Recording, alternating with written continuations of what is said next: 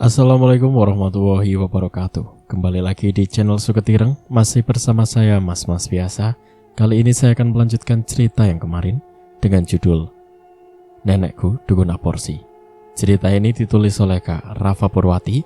Jadi buat kalian yang ingin membaca ceritanya secara langsung, kalian bisa kunjungi link dan profil yang sudah saya sertakan di deskripsi. Tanpa berlama-lama, langsung saja kita ke ceritanya. Simba punya, Nduk, tapi sebuah jepit rambut. Rasanya tak mungkin jika jepit Simba ini dipakaikan pada teman laki-lakimu yang satunya lagi, ucap Parmo sedikit menyayangkan. Saya nggak perlu, Mbah. Saya punya Allah yang pasti akan selalu melindungi saya dimanapun saya berada, saud Fadil dengan santun. Bukan begitu, Le. Tempat yang kalian tuju itu adalah tempat berkumpulnya bangsa lelembut. Kalian harus memiliki pegangan yang setidaknya bisa sedikit membantu kalian nantinya. Setidaknya jimat bisa sedikit menjaga kalian, meski pasti ada saja makhluk yang tak terpengaruh oleh jimat itu. Tapi jika kalian memiliki pegangan, Simba akan lebih tenang melepas kalian ke sana. Penjelasan Mbah Parmo membuat Delisa berpikir. Ia mengamati cincin hitamnya dengan seksama. Mbah, bagaimana jika Lisa yang pakai jepit rambutnya dan Kak Fadil pakai cincin saya? Apa itu bisa? Tanya Delisa kemudian. Bisa, jika memang kamu bersedia, kalian boleh bertukar. Itu akan lebih baik, jawab Parmo mengulas senyum, seraya mengusap pucuk kepala Delisa. Nampaknya, Parmo sudah sangat jatuh hati pada kebaikan hati Delisa. Parmo mengenakan jepit rambutnya pada Delisa. Lalu Delisa melepas cincin hitam dan memberikan cincin tersebut pada Fadil. Terima kasih, ucap Fadil. Delisa tersenyum lembut. Simba punya bekal untuk kalian, ucap Parmo setelah kembali dari kamarnya. Delisa dan yang lain tampak penasaran dengan tas ransel di tangan Pak Parmo. Ini untukmu, Nduk. Ini bukan tas sembarangan. Di dalam tas ini ada barang-barang yang bisa kamu gunakan atau makanan yang bisa kalian makan. Tas kecil itu? Albert menautkan alis tak percaya dengan perkataan Parmo. Matanya masih mengawasi tas ransel berukuran 21 x 20 cm itu. Mau bukti? Tantang Mbah Parmo kepada Albert. Ini, Nduk. Cobalah memikirkan apapun yang kamu mau, lalu rogoh kantung tas di dalamnya. Parmo menyerahkan tas tersebut pada Delisa. Saya, Mbah. Delisa pun sedikit ragu. Iya, jawab Mbah Parmo menaikkan sebelah alisnya. Delisa menurut. Ia mulai berkonsentrasi, membayangkan sebuah apel merah yang mendadak terbesit di dalam pikirannya. Lalu tangannya merogoh dan keluar. Mata Delisa terbelalak melihat buah apel yang begitu mirip persis dengan apa yang sebelumnya ada di dalam bayangannya. Wow, ucap Delisa takjub. Albert ikut mencoba dan ia pun merasa takjub dengan hasilnya. Fadil menolak saat Mbah Parmo memintanya mencoba dengan menjawab, "Saya percaya, Mbah." Mbah Parmo tersenyum mendengar jawaban itu. Ritual dimulai. Perlengkapan sesaji dan 3 benda keramat telah terkumpul di atas meja kecil. Mbah Parmo memimpin ritual, tapi dengan mengatasnamakan Delisa. Delisa begitu yakin dia mengikuti apapun yang dikatakan oleh Parmo, termasuk mengucap mantra yang Delisa sendiri tidak paham arti dari mantra yang diucapkan. Pergi ke kamar mandi, buang air kecilmu, dan tampung air itu di tempat ini. Parmo menyodorkan sebuah patok kelapa. Tapi itu menjijikan, Mbah. Delisa menoleh ke sekeliling. Wajahnya memerah karena merasa malu. Demi kebaikan, apapun harus dilakukan. Seperti menampung air senimu. Air senimu sangat berguna untuk menghapus mantra perjanjian pada 3 benda ini, Parmo meyakinkan. Tami mengangguk, mengulas senyum pada Delisa sebagai kode. Fadil melakukan hal yang sama, sedangkan Albert, anak itu tetap cuek, serasa tak bisa diandalkan. Delisa meneguk ludahnya, lalu menerima patok kelapa tersebut dan membawa benda itu ke kamar mandi. Beberapa saat kemudian, Delisa kembali, dengan raut wajah yang sulit ditebak. Maaf, Mbah, ucapnya dengan bibir bergetar dan matanya yang berkaca. Kenapa, Delisa? Tanya Parmo heran saat mendapati ekspresi gadis di depannya. Maaf, Mbah, tapi Lisa pikir ini jorok sekali dan tidak sopan rasanya membawa benda kotor di hadapan banyak orang. Rengek Delisa, ia terisak karena merasa tak enak hati. Tapi Parmo dan yang lain justru menertawakannya karena dianggap lucu. Bawa kemari batok kelapa itu, Nduk, pinta Mbak Parmo mengadahkan satu tangannya. Tapi Delisa justru tergugu merasa ragu. Ayo sini, bujuk Mbak Parmo, yang akhirnya membuat Delisa mengalah. Diserahkan air seni di dalam batok itu, tepat di tengah-tengah antara sesaji. Mbak Parmo menakupkan kedua tangannya dan kembali membaca mantra dengan kedua mata yang memejam. Fadil. Iya, Mbah, jawab Fadil ketika Mbak Parmo memanggil. Ambil batok kepala bayi itu dan cemplungkan ke dalam batok kelapa yang tadi Delisa bawa. Dan Albert menyemplungkan jari kelingkingnya. Lalu bagian akhir, Delisa yang harus mencemplungkan jarum benang beserta darah campurannya ke dalam air seni yang telah tersedia, ucap Mbak Parmo. Fadil dan Delisa mengiyakan, sedangkan Albert bergidik ngeri karena merasa jijik. Dimulai dari Fadil yang begitu yakin mengambil batok kepala janin dan memasukkan benda tersebut ke dalam batok kelapa yang berisikan air seni Delisa. Mata Fadil membulat saat melihat air seni di dalamnya menguap menimbulkan buih-buih kecil seperti busa sabun. Setelah batok kepala itu masuk ke dalamnya, saat itu pula aroma bangkai busuk seketika menyeruak memenuhi seisi ruangan tempat mereka berada. Bau bangkai apa ini? Seletu Albert seraya menyapit hidungnya dengan dua jari. Jangan bicara sembarangan. Kita sedang melakukan ritual sakral. Hardik Mbah Parmo melempar tatapan marah membuat Albert mendesam malas. Ayo, giliran kamu, pekik Mbah Parmo karena Albert tak kunjung maju. Anak kota itu melangkah malas mendekati sekumpulan sesaji, lalu mencemplungkan jari kelingking Wulan ke dalam air seni yang tertampung di dalam batok kelapa. Hal yang sama terjadi. Gelembung buih naik, bahkan warnanya pun berubah dari warna kekuningan menjadi coklat. Aroma busuk kembali menyeruak, membuat orang-orang di sana terbatuk-batuk karena aroma kali ini terasa begitu menyengat. Kali ini giliran kamu, Nduk. Mbah Parmo menoleh ke arah Delisa. Delisa mengangguk penuh keyakinan. Lalu ia melangkah mendekati sesaji. Tusuk jari kelingkingmu? Bukan telunjuk, Mbah.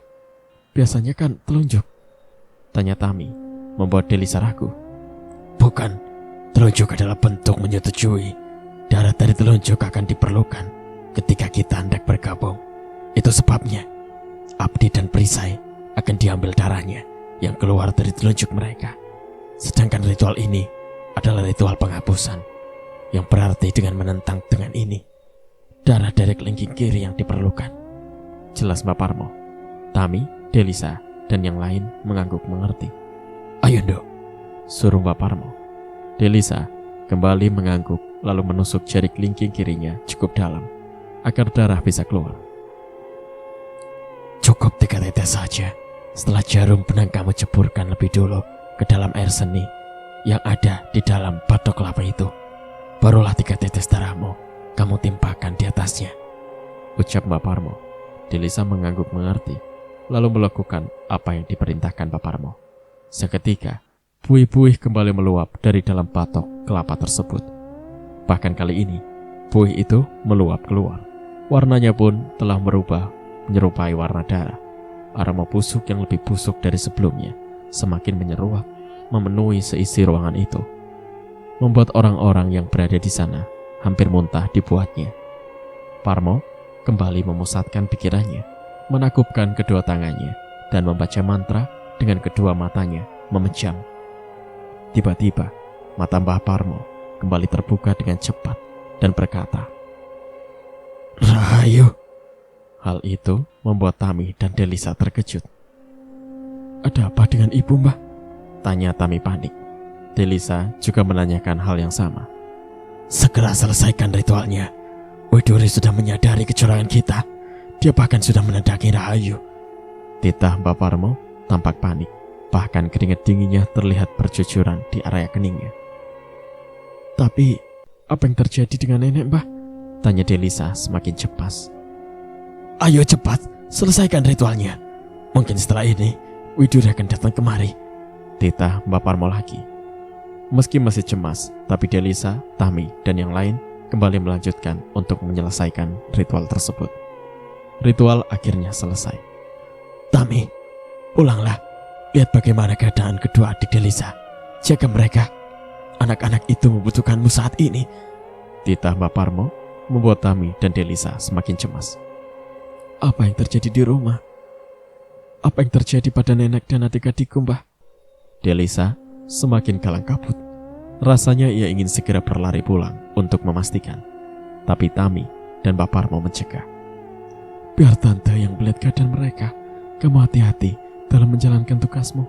Tante janji akan menjaga nenek dan kedua adikmu, ucap Tami menenangkan Delisa.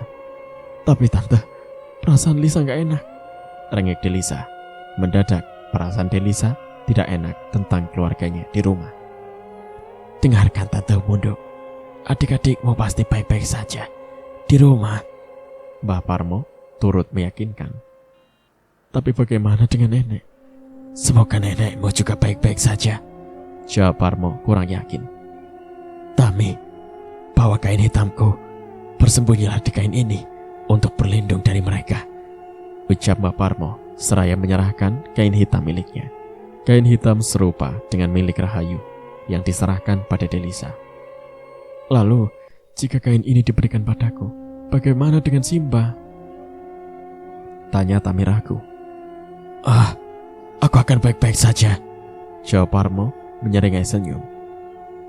Kain ini bukanlah pemberian Widuri, melainkan dari guru kami yang lain. Hanya aku dan Rahayu yang tahu tentang ini. Kami menebus kain ini dengan 7 tumpal janin, karena kami yakin kain ini akan berguna suatu saat nanti. Dan benar saja, kain ini sangat berguna. Aku akan sangat bangga jika dalam misi ini kalian berhasil selamat dengan bantuan kain itu. Senyum Mbah Parmo terlihat mereka. Cepat pergi, keponakanmu membutuhkanmu, soroh Mbah Parmo. Kemudian membuat Delisa semakin cemas. Tami gegas pergi. Setelah berpamitan, Delisa menatap punggung tantenya dengan perasaan yang tidak menentu. Mbah, aku...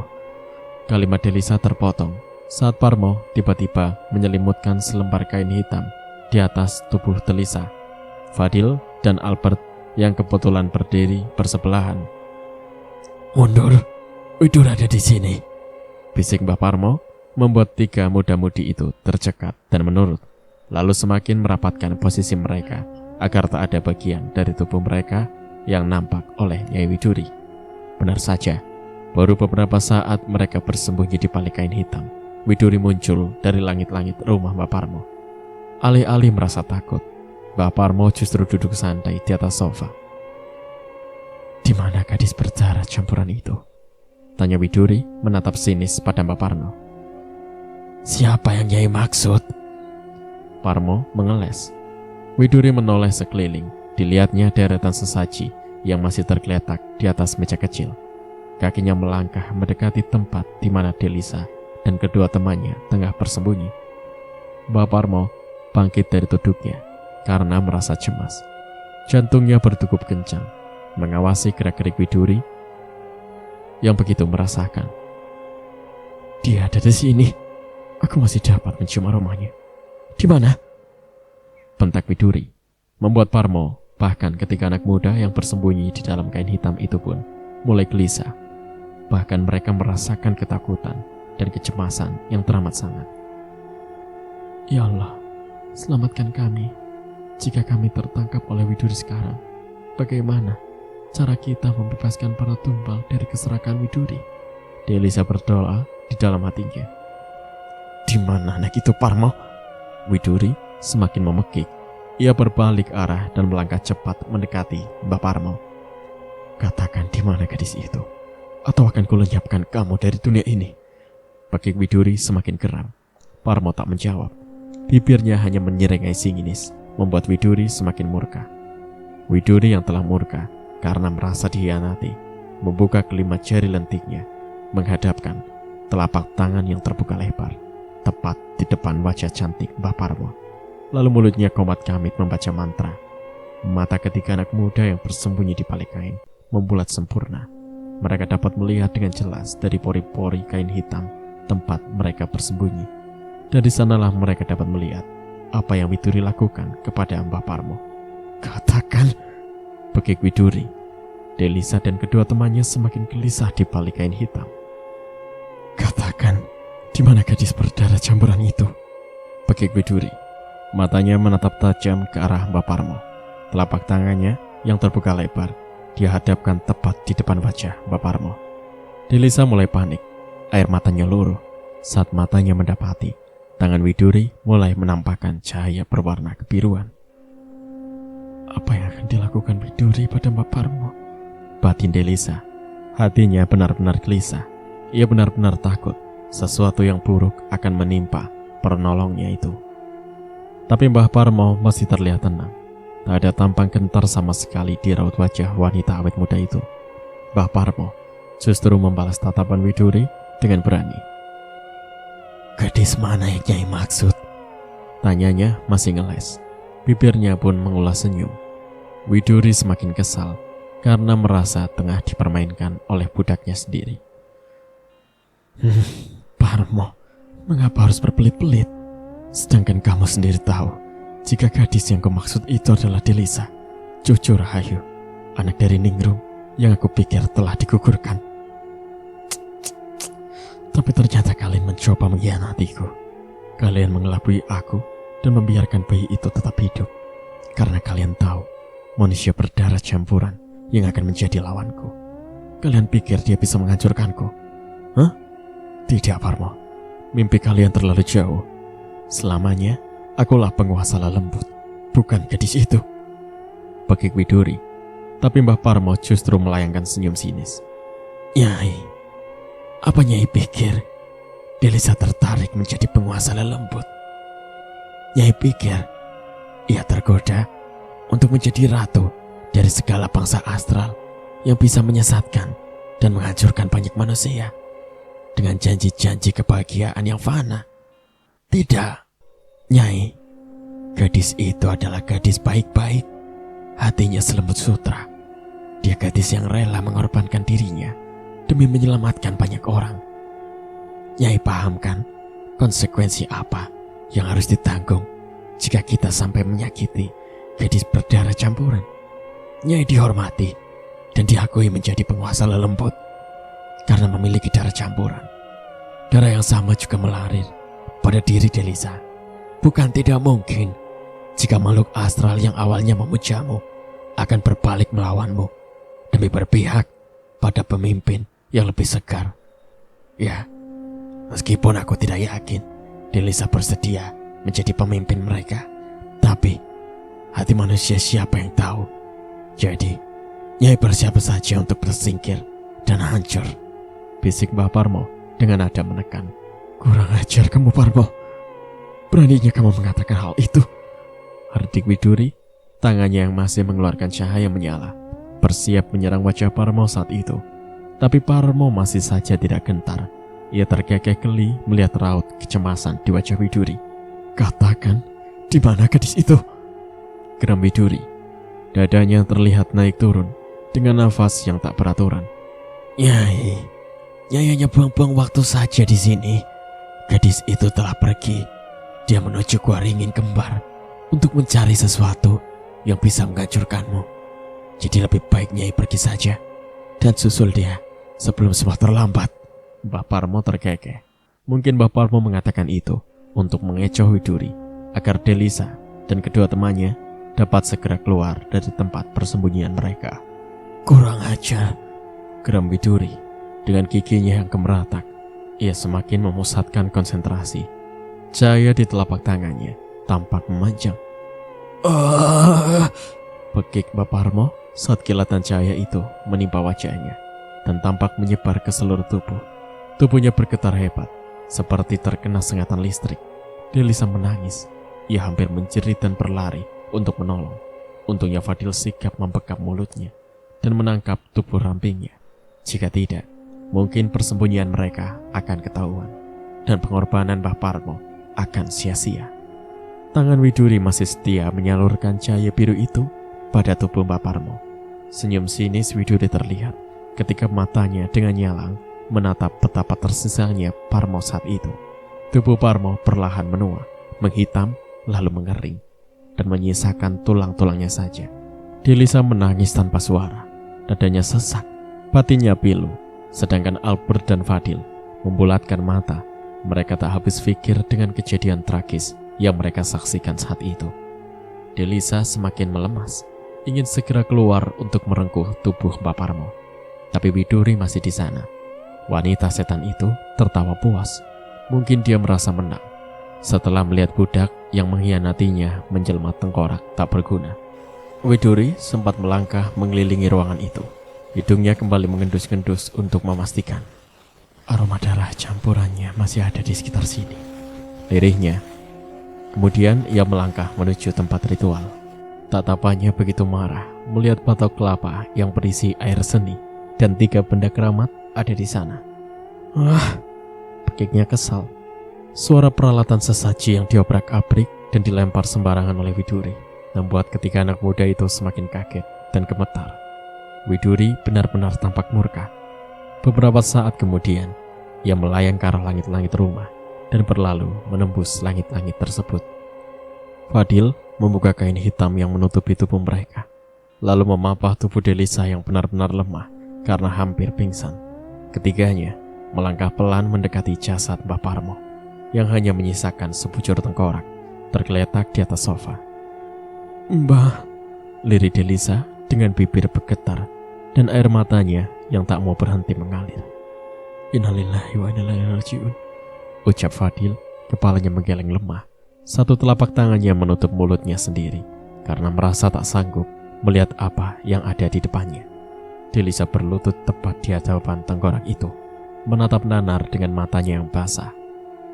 "Jangan jatuhkan air matamu di tubuhnya," ucap Fadil menasihati Delisa saat Delisa hendak merengkuh tubuh yang hanya tersisa tulang itu. Delisa terdiam. Ia menghapus air matanya menggunakan ujung bajunya, lalu memeluk tengkorak itu dengan sangat hati-hati. "Maafkan Lisa, Mbah. Lisa janji tidak akan membuat pengorbanan Simbah ini sia-sia," ucap gadis itu. Kemudian dengan cepat ia menarik diri saat ia sadari air matanya kembali tumpah. "Bu, Ibu, Naya, Nandu, di mana kalian?" teriak Tami. Ia semakin cemas saat mendapati kondisi rumahnya begitu berantakan, seperti telah terjadi sebuah pemberontakan di sana. Tapi Tami tidak tahu apa yang telah terjadi di rumahnya. Ia masih mencari anggota keluarganya. Telah ia sisir di semua ruangan, tapi tak ia temukan siapapun di sana. Yang membuat Tami semakin cemas adalah saat ia mencari Naya dan Nandu ke rumah Lala, yang rumahnya tepat berada di sebelah rumahnya. Rumah itu juga kosong. Bahkan kondisi rumah itu juga begitu berantakan. Beberapa barang-barangnya hancur dan berserakan di mana-mana. Apa yang telah terjadi? Di mana Ibu? Di mana Naya dan Nandu dan Lala? Di mana Lala dan keluarganya? Mengapa mereka semua tidak ada?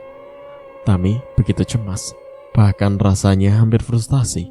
Ia kalang kabut mencari keluarganya dimanapun, tapi tak kunjung ia temukan. Bahkan ia mencari ke tempat tetangganya yang lain, tapi mereka tak ada yang tahu kemana perginya keluarga Rahayu dan juga keluarga Lala. Setelah cukup lama mencari, ia kembali ke rumahnya dengan hasil nihil dan perasaan hati yang tak karuan. Pintu itu dibuka pelan. Keadaan rumah yang berantakan masih terpampang jelas di depan matanya. "Hai Tami." Mata Tami membulat. Dilihatnya sosok cantik jelita menyapanya dengan senyumnya yang tampak mencurigakan. Wanita di depan Tami begitu anggun. Tubuhnya naik turun digerakkan kursi goyang yang tengah didudukinya. Wanita itu duduk bersandar di atas kursi goyang yang biasa digunakan Rahayu untuk mengistirahatkan tubuhnya di tengah-tengah kesibukannya menjadi seorang dukun. Di mana ibuku? Di mana kamu sembunyikan ibuku dan kedua keponakanku? Lirik Tami. Kali ini ia seolah begitu yakin jika Widuri yang saat itu duduk di kursi goyang ibunya merupakan biang dari penyebab menghilangnya ibunya, kedua ponakannya, dan juga keluarga Lala. Kenapa kamu menanyakan keberadaan mereka kepadaku? Bahkan aku saja sedang mencari. Lirik Widuri seraya mengerlingkan kedua bola matanya. Bohong. Selama ini memang yang kamu katakan kepada kami hanyalah kebohongan. Itu taktikmu untuk menjebak kami, kan? Tapi kami sekarang, aku tak percaya lagi dengan kebohongan kalian. Beritahu aku di mana ibu dan kedua keponakanku berada. Pekik Tami. Kesabarannya kini telah habis. Tak ada rasa takut di hatinya. Ia seolah telah pasrah dengan apapun yang akan diperbuat Widuri terhadap dirinya. Kalian benar, pembangkang ulung. Mari kita buat kesepakatan, ucap Widuri seraya bangkit dari duduknya, lalu melangkah mendekat ke arah Tami. Tami tak menjawab. Matanya yang basah karena begitu mengkhawatirkan keluarganya menatap sinis ke arah Widuri. Kita lakukan penukaran. Nyawa orang-orang yang hilang kamu tukar dengan satu orang untukku. Cukup satu orang saja. Beritahu aku di mana Delisa berada. Maka akan kuserahkan mereka yang telah menjadi sandra. Kuserahkan mereka semua dalam kondisi hidup jika kamu memberitahuku keberadaan Delisa, di mana gadis itu berada. Apa sebenarnya telah kalian bekalkan pada gadis itu? Mengapa aku tak dapat mendeteksi keberadaannya sama sekali? Ia seperti hilang di telan bumi. Widuri memaparkan kegelisahannya. Tami tersenyum sinis. Apa kamu masih membutuhkan sandra lagi? Tanya Tami sinis, membuat Widuri menolehnya heran. Apa maksudmu? Tanyanya lembut.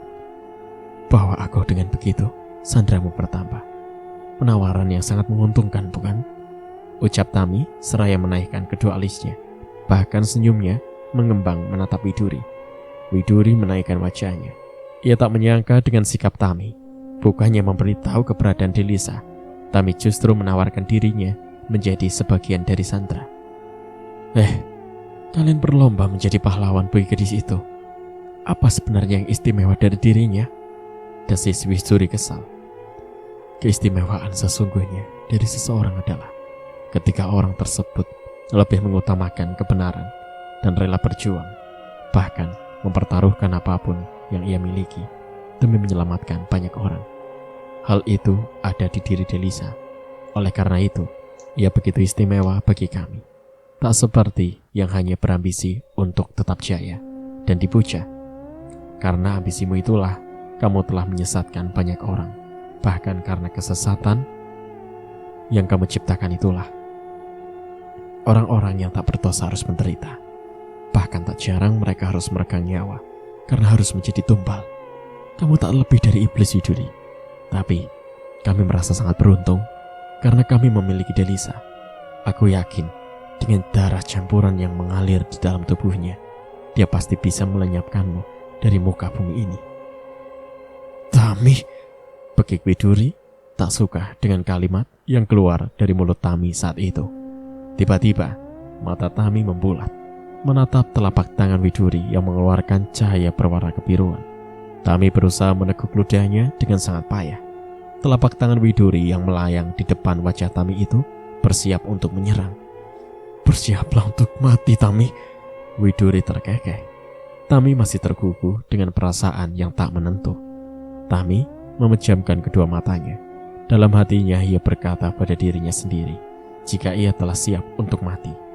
Widuri tersenyum sinis menatap wajah tanpa takut Tami. Cahaya biru di telapak tangannya mulai menjalar di udara.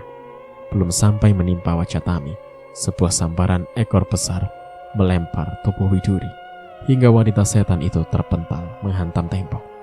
Kurang ajar, Tumang, pekik Widuri saat ia menyadari sosok ular Tumang menyerang dirinya. Widuri seketika bangkit dan melayang cepat ke arah Tumang. Mata Tami membulat saat Tumang justru melayang mendekati dirinya. Wajah Tami dan Tumang begitu dekat kita buat kesepakatan, maka akan kuselamatkan dirimu. Bisik Tumang saat itu. Tami tak menjawab. Ia menekuk ludahnya, sementara Widuri semakin mendekat. Berikan Delisa kepadaku, maka akan kuselamatkan kamu dan seluruh sandera Widuri, sambung Tumang. Mata Tami membulat menatap Tumang, sedangkan Tumang masih menunggu jawaban Tami. Di sisi lain, dengan matanya yang masih basah, Delisa menatap gundukan tanah bertabur bunga di belakang rumah Mbak Parmo.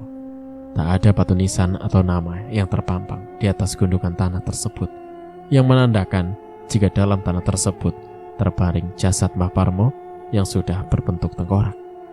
Mereka terpaksa memakamkan tulang Mbah Parmo di belakang rumah Mbah Parmo yang merupakan sebuah kebun kopi, tanpa bantuan dari satupun warga yang tinggal di sekeliling rumah Mbah Parmo. Bukan karena warga tidak mau membantu, tapi karena Delisa dan kedua temannya merasa tidak mungkin memberitahu warga tentang kondisi Mbah Parmo yang hanya tinggal tulang. Dengan alasan tidak ingin membuat warga curiga, mereka terpaksa menguburkan Mbah Parmo hanya bertiga saja, tanpa bantuan dari siapapun. Meski begitu, karena Fadil merupakan seorang santri senior yang telah paham dan cukup mendalami tentang ilmu agama, Fadil tetaplah berusaha mengurus jenazah Mbah Parmo dengan sebaik-baiknya menurut syariat dan hukum Islam yang berlaku, seperti memandikan, mengkafani, mengazani, dan sebagainya. Ayo Del, ajak Fadil. Dirinya telah berjalan lebih dulu, tapi Delisa masih terpaku menatap gundukan tanah di depannya. Ayo Del, ajak Albert kemudian. Dengan nada yang cukup lembut, tak seperti biasanya, Delisa menghapus air matanya di pipi, lalu melangkah memasuki rumah Mbah Parmo diikuti Fadil dan Albert. Ada lagi yang akan kita bawa selain ini semua? Tanya Fadil, seraya mengaitkan sebuah ransel besar di salah satu pundaknya. Delisa melihat sekeliling tatapannya, menyapu seisi ruangan hingga sorot mata itu terhenti di sofa. Tepat Mbah Parmo menghembuskan nafas terakhirnya. Mata Delisa kembali berair. Hatinya begitu sakit mengenang cara kepergian penolongnya yang begitu tragis. Sudah, ikhlaskan ya, ucap Albert menepuk pelan pundak Delisa. Anak itu mendadak lembut setelah menyaksikan sendiri kejadian tragis yang harus dialami Mbah Parmo. Mungkin setelah dirinya melihat sendiri seseorang merelakan nyawanya demi menyelamatkan orang lain, ia berpikir tugasnya kali ini adalah tugas yang mulia. Albert merasa salut dengan pengorbanan yang dilakukan Mbah Parmo. Delisa meraih ransel kecil pemberian Mbah Parmo kepadanya. Dipeluknya erat benda kecil itu, lalu mengaitkannya pada kedua pundaknya. Delisa membuang nafas pelan. Pengorbanan si Mbah tidak akan sia-sia, Mbah. Lisa janji, ucapnya yakin. Lalu ia melangkah keluar dari rumah besar tersebut, diikuti Fadil dan Albert. Albert membawa perlengkapan tenda yang mungkin akan mereka perlukan di tengah perjalanan nanti. Sedangkan Fadil menggendong ransel besar yang berisi peralatan lainnya, termasuk kain hitam yang sewaktu-waktu akan mereka perlukan. Sedangkan Delisa menggendong ransel kecil pemberian Mbah Parmo. Ransel itu merupakan ransel sihir yang diyakini dapat mengeluarkan apapun yang diperlukan, asalkan saat mengambil benda atau makanan yang diinginkannya harus dengan pikiran dan hati yang tenang dan berkonsentrasi tinggi. Kita lewat mana nih? Tanya Albert saat ketiganya bertemu persimpangan di tengah perjalanan mereka menuju ke Waringin Kembar. Lewat mana kak? Kita nggak tahu pasti tentang arah tempat ini. Delisa bertanya pada Fadil. Fadil membuang nafas pelan. Kita tadi lupa nanya sama Tante Tami atau sama Mbah Parmo, dan sekarang kita nggak tahu arahnya, jawab Fadil menyayangkan. Kini Delisa yang membuang nafas kasar. Itu ada kakek-kakek di sana. Kita coba saja tanya sama kakek itu. Celetuk Delisa menunjuk seorang kakek yang tampak tengah duduk di tengah ladang. Loh, ini kan udah sore. Kok bisa ada kakek-kakek masih ada di alas saat menjelang maghrib gini? Lirih Fadil heran. Ya elah, mungkin kakek itu lagi nyari jangkrik kali buat lauk makan malam, celetuk Albert sekenanya, membuat Delisa melirik kesal karena dianggapnya telah bicara sembarangan di tempat yang merupakan tengah alas. Albert tak mengindahkan lirikan Delisa. Dia berjalan menyelonong menghampiri si kakek untuk bertanya. Delisa dan Fadil terpaksa melangkah mengikuti Albert yang telah berjalan lebih dulu. "Assalamualaikum, Kek," ucap Albert, tapi kakek itu belum menjawab. Bahkan tubuhnya pun tetap bergeming. Posisinya masih memunggungi mereka. "Kek, permisi," ucap Albert lagi. Kepalanya mendongak, hendak menengok ke arah wajah si kakek. Menit berikutnya, si Albert justru menoleh Delisa dan Fadil yang ada di belakang punggung dengan wajah dan ekspresi yang aneh. "Kenapa, Bert?" tanya Delisa, menatap aneh pada Albert yang mendadak pucat. Muka si kakek rata," gagap Albert. Delisa dan Fadil sontak terkejut. Terlebih saat si kakek menoleh. Wajah si kakek benar-benar rata. Tak ada hidung, tak ada mata, hanya mulut yang bahkan tak terlihat bentuk bibir di sana. "Astagfirullahaladzim," lirik Delisa dan Fadil hampir bersamaan. "Mau kemana kalian? Wahai sendeku Allah," ucap si kakek dengan mulutnya yang rata. Ketiga anak itu tertegun cukup lama mendengar perkataan si kakek. Mereka lebih fokus dan merasa ngeri dengan bentuk wajah si kakek yang benar-benar rata. "Mau kemana, Nduk?" Kali ini si kakek menanyai Delisa. Delisa meneguk ludah, berusaha membuka mulut untuk memberi jawaban, tapi rasanya begitu sulit. "Kami mau pergi ke Gua Ringin Kembar, Kek. Apa kakek bisa tunjukkan pada kami arah jalan menuju ke gua yang kami maksud?" Fadil yang bertanya, sedangkan dua temannya yang lain masih gemetar ketakutan. "Gua Ringin Kembar? Untuk apa kalian ke sana? Tempat itu sangat angker dan berbahaya. Banyak makhluk astral yang menyesatkan berkumpul di tempat itu. Jika kalian mau menurut pada saran saya, lebih baik kalian urungkan niat untuk pergi ke tempat itu. Apalagi di sana juga ada Ratu Widuri. Dia tidak akan suka jika tempat pertapaannya dimasuki oleh sembarang orang." Tutur kakek itu memberi nasihat, membuat Delisa, Albert, Fadil menepiskan sejenak ketakutan mereka dengan penampakan wajah kakek yang rata. "Kami ada misi yang sangat penting, Kek. Oleh karena itu, kami tetap harus pergi ke sana untuk menunaikan misi kita ini," jawab Fadil begitu santun. Kakek diam tanpa ekspresi. Lebih tepatnya, ekspresi kakek tak terlihat oleh Delisa dan kedua temannya, karena wajah kakek yang rata. Wajah rata itu menghadap satu persatu dari ketiganya anak itu. Delisa dan kedua temannya merasa heran dengan apa yang dipikirkan kakek. Si kakek seolah dapat mengamati mereka dengan wajah yang tanpa memiliki sepasang mata. "Darahmu harum, Nduk," ucap si kakek kemudian, tepat ketika wajah rata itu menghadap ke arah Delisa. Delisa hanya mengides ngeri, kemudian meneguk ludahnya. "Kamu memiliki darah campuran. Hati-hati saat menuju Gua Ringin Kembar. Terlebih karena kamu memiliki darah campuran yang sama dengan darah Widuri. Widuri pasti mengincarmu. Karena pemilik darah campuran merupakan ancaman bagi Ratu Lelembut itu." Nasihat si kakek. "Baik, Kek. Terima kasih atas perhatiannya. Oh ya, Kek. Jadi jalan menuju gua itu yang mana? Lewat sana atau lewat sana?" tanya Delisa, telunjuknya mengarah pada jalan bercabang di depan mereka. "Ke kiri, Nduk. Oh iya, jika kakek tidak salah tebak, mungkinkah kepergian kalian ke sana untuk mengambil apu Widuri?" tanya kakek itu lagi. Ketiga anak itu terdiam. Mereka tidak tahu harus jawab apa. Lebih tepatnya, mereka berusaha waspada karena bisa jadi si kakek merupakan salah satu dari antek-antek Nyai Widuri. "Jangan khawatir, Nduk.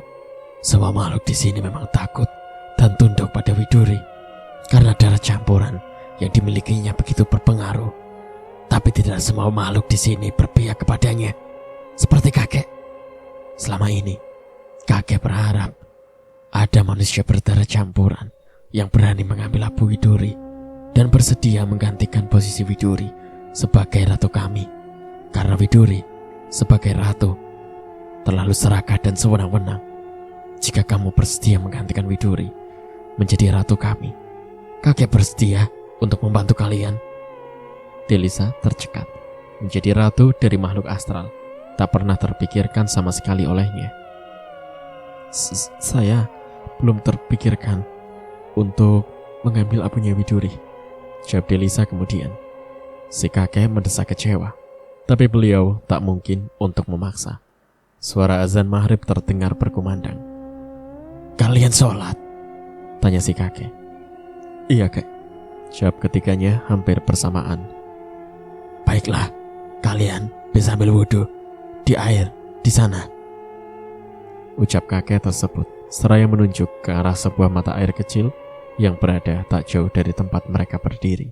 Delisa mengangguk, kemudian mengambil wudhu lebih dulu, sementara yang lain masih berdiri menunggu bersama si kakek bermuka rata tersebut. Ini Nduk, ambil benda ini. Apa ini kek? Tanya Delisa, mengernyitkan dahi saat kakek tersebut menyodorkan sebuah benda kecil mirip sebuah buku. Benda itu sangat mungil, mungkin ukurannya tak sampai 10 cm persegi. Di sampul yang berwarna coklat terdapat tulisan Arab. Ini Al-Quran kecil, Nduk. Kamu bisa membawa kitab suci ini untuk berjaga-jaga. Insya Allah akan menyelamatkan kalian. Doa kakek menyertai kalian semua. Apapun dosa kalian dalam menjalankan niat baik ini, semoga dipermudah, ucap si kakek. Delisa menerima kitab suci mini itu dengan sangat hati-hati.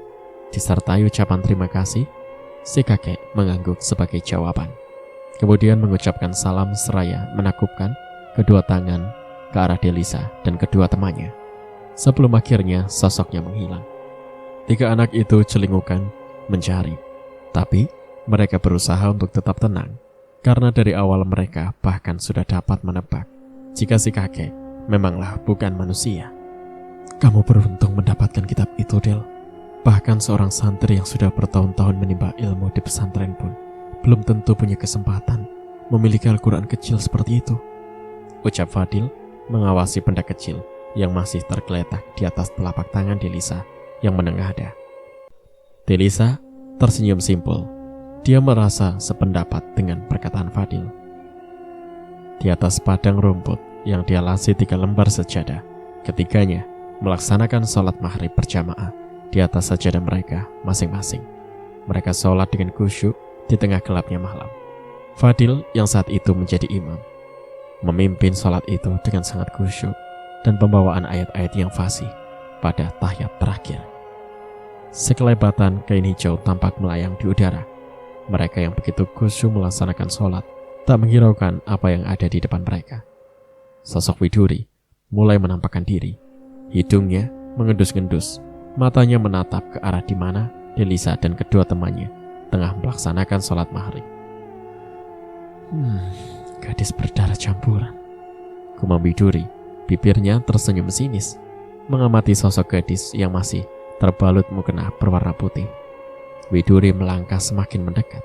Sementara acara sholat ketiga anak itu masih belum selesai. Albert yang tingkat keimanannya masih dangkal seketika kehilangan konsentrasi. Matanya membulat mengawasi sosok Widuri yang semakin mendekat. Widuri, pekik Albert. Bahkan sebelum sholatnya mencapai salam, bibir Widuri menyeringai. Albert telah membatalkan sholatnya. Matanya menatap takut sosok jelita Widuri yang posisinya semakin dekat. Jantung Albert berdetak tak beraturan. Keringat dingin mengucur deras, tapi tubuhnya terasa terkunci di atas sajadah yang menjadi alas sholatnya. Albert semakin ketakutan saat mengingat kejadian bagaimana Widuri melenyapkan Parmo. Tentu saja, anak kota itu belum siap untuk mati. Ia takut Widuri akan melakukan hal yang sama pada dirinya. Assalamualaikum warahmatullahi wabarakatuh. Fadil mengucap 2 salam seusai sholat. Delisa sebagai makmum mengikuti. Guys, itu Widuri mendekat, guys. Gagap Albert dengan suara bergetar. Bahkan dirinya hampir terkencing di celana. Delisa menoleh sejenak ke sosok jelita yang menyeringai kepadanya. Tak ada rasa takut dalam diri Delisa. Begitu pula Fadil. Di sini kalian rupanya, ucap Widuri berkacak pinggang. Delisa mengulas senyum pada Widuri sebagai wujud sapaan. Tapi karena hal itu, Widuri menjadi kesal dan murka karena menganggap Delisa tengah mengejeknya. Kampret, beraninya kamu menghinaku, bagi Widuri. Delisa begitu terkejut saat sosok Widuri mulai melayang mendekatinya. Bahkan satu tangan Widuri bersiap untuk mencekek gadis yang memiliki darah campuran itu. Tubuh Widuri melayang, tangannya bersiap mencekek Delisa.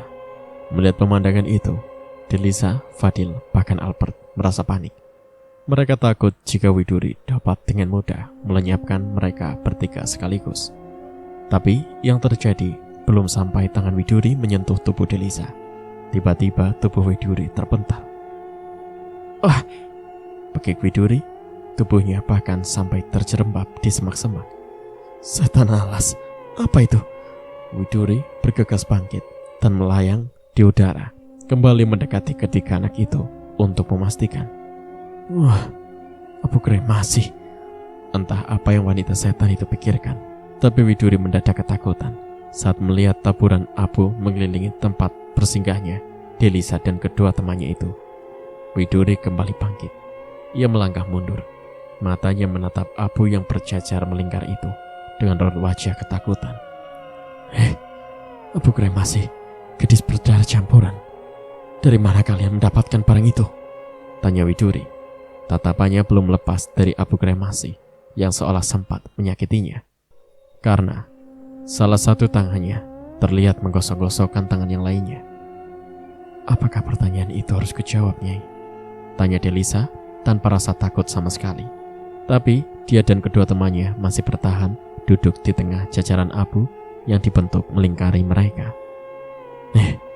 Kamu begitu berani rupanya, gadis kecil. Dejih Widuri kesal. Maaf, memangnya apa yang perlu saya takutkan dari seorang iblis sepertimu? Saya hanya takut kepada Allah, karena hanya Allah yang menghendaki hidup dan matinya seseorang. Tegas Delisa.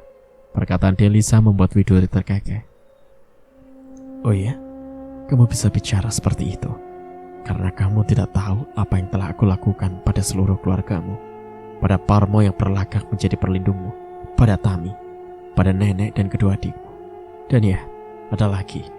Siapa gadis yang tinggal di sebelah rumah nenekmu? Widuri mengutuk sisi keningnya dengan suatu telunjuk, sedangkan mata Delisa mulai berair karena mendengar nama-nama keluarganya disebut. Apa yang telah Nyai lakukan pada keluargaku?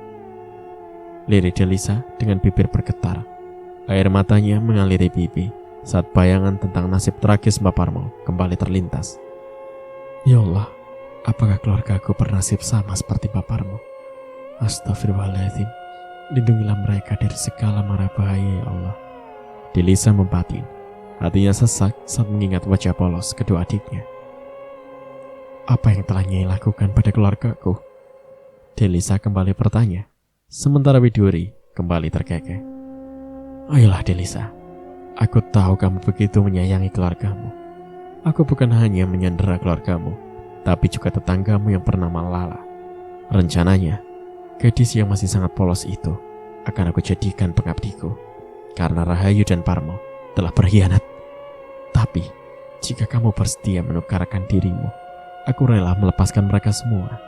Asalkan kamu bersedia menyerahkan diri untuk mati.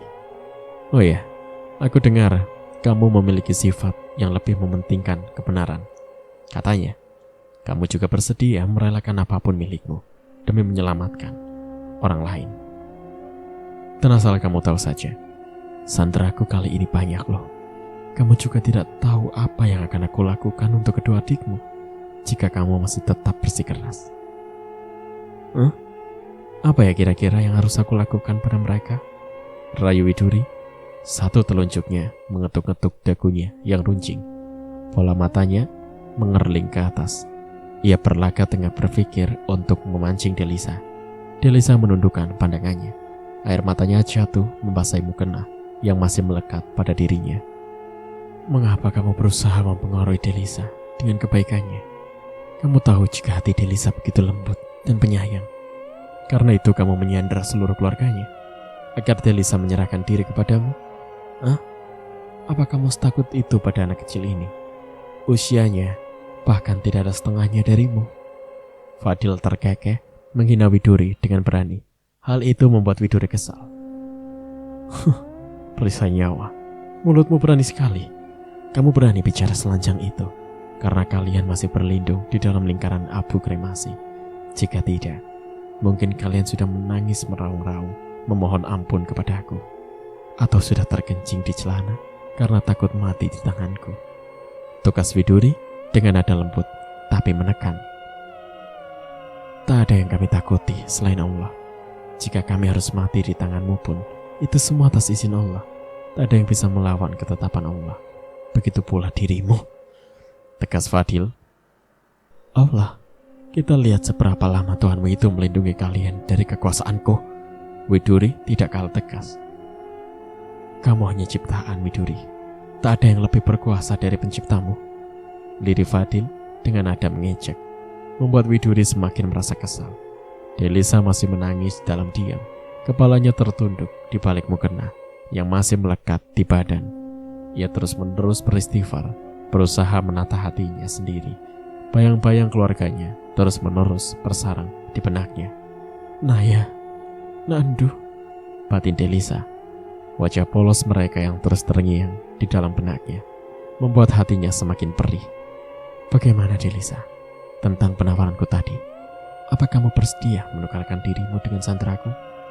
Ada banyak orang yang menjadi sandraku, dan sebagian dari mereka adalah keluargamu. Delisa menegakkan kepalanya, menatap sosok Widuri dengan matanya yang basah. Meski berat ia berkata, aku akan menghancurkanmu Widuri. Jadi bersiaplah, karena apapun yang kamu tawarkan, aku tidak akan menyerah. Aku akan berjuang sampai akhir, agar pengorbanan orang-orang yang telah mempercayakan tugas ini kepadaku tak menjadi sia-sia. Tekan Delisa, matanya menatap Widuri penuh keyakinan. Entah apa yang Widuri lihat dari sosok Delisa saat itu, sehingga Widuri harus melangkah mundur dengan tatapannya yang layu. Keangkuhan dan kesombongannya yang awalnya ada pada Widuri seolah lenyap begitu saja saat Delisa memperlihatkan keberaniannya. Nafas Widuri tersengal. Urusan kita belum selesai, ucap wanita setan itu. Kemudian sosoknya menghilang begitu saja. Sepeninggal Widuri, Delisa kembali menangis. Otaknya masih belum bisa berhenti memikirkan nasib keluarganya. Buka kitab Istanbulmu, suruh Fadil dengan nadanya yang lembut dan disertai senyum. Apa? Delisa kurang paham. Al-Quran kecil Istanbul yang diberikan oleh kakek sore tadi. Bacalah surat An-Nas dan Al-Falaq. Memohon perlindungan kepada Allah SWT agar kita senantiasa dilindungi. Bisa juga ditambahkan juga dengan surat Al-Kahfi agar hatimu lebih tenang. Fadil memberi nasihat. Delisa mengangguk tanda mengerti. Kamu masih punya wudhu kan? Tanya Fadil. Masih. Insya Allah wudhuku belum batal, jawab Delisa. Bagus Delisa, mari kita melakukan wirid malam ini, meminta perlindungan Allah agar kita senantiasa dilindungi dan dipermudah segala apa yang menjadi tujuan kita. Kita mohonkan juga perlindungan bagi keluargamu yang tengah menjadi sandra Widuri, ya, ucap Fadil. Delisa kembali mengangguk. Kebetulan ini malam Jumat. Menurut yang pernah ku dengar dari sebuah kajian, Allah mengistimewakan bagi seseorang yang membaca surat Al-Kahfi di malam Jumat. Kalau tidak salah bunyinya gini. Barang siapa yang membaca surah Al-Kahfi pada hari Jumat, niscaya Allah menyinarinya dengan cahaya selama antara 2 Jumat. Fadil bersuara menirukan ceramah seorang kiai, membuat Delisa dan Albert seketika tertawa karena merasa tingkah Fadil begitu menghibur. Fadil tersenyum lega melihat tawa di bibir Delisa. Setidaknya ia bisa sedikit menghibur.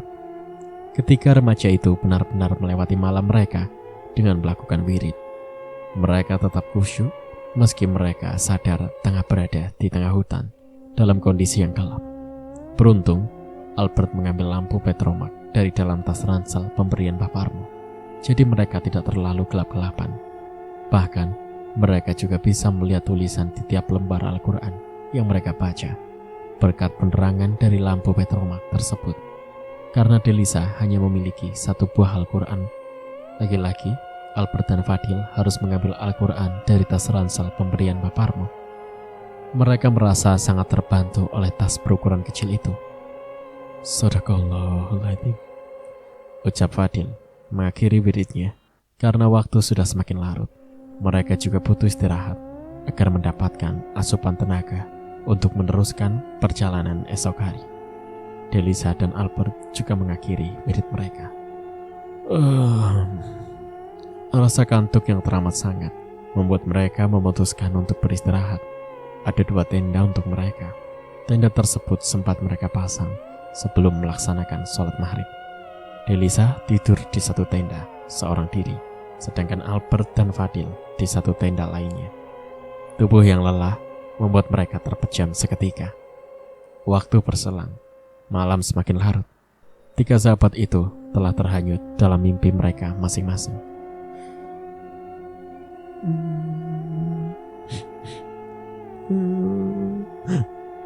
Lamat-lamat suara tangisan seorang anak kecil terdengar oleh Delisa. Delisa terbangun, kemudian bangkit. Siapa yang nangis di tengah hutan? Ucap Delisa seraya mengucek-ngucek matanya yang masih mengantuk. Delisa membuka resleting pintu tenda untuk mencari tahu, karena suara tangisan itu semakin mengganggu. Kakak, Naya. Mata Delisa membulat saat melihat sosok Naya telah berdiri di tepi lingkaran abu yang mengelilingi tenda mereka. Matanya berkaca, tak kuasa melihat keadaan adik perempuannya saat itu.